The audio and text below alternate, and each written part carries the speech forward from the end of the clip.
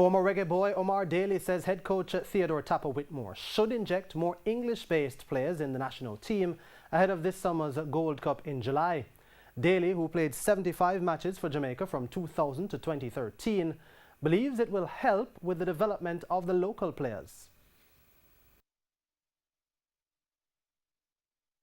My advice to Tapper is you need to go back to England and bring English talent mixed with local talent.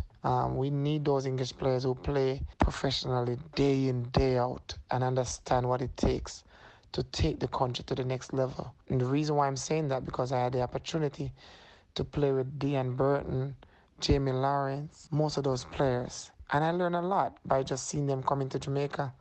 It means a lot to me as a young player who used to play for Portmore United.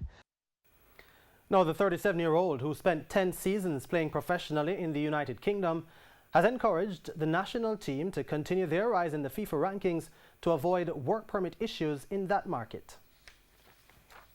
I remember when I was playing, we had over 15, 16 Jamaicans playing in England, including Ricardo Gardner, Ian Goodison, Jermaine Johnson, Donovan Ricketts, Ricardo Fuller, Claude Davis, Rudolph Austin, Kemar Daley, myself.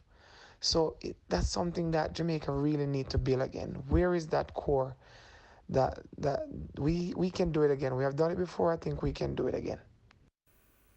Daley is currently the ambassador of the Nevada Soccer Academy, where he is in charge of coaching and player clinics, as well as recommending talent to the United Soccer League and Major League Soccer.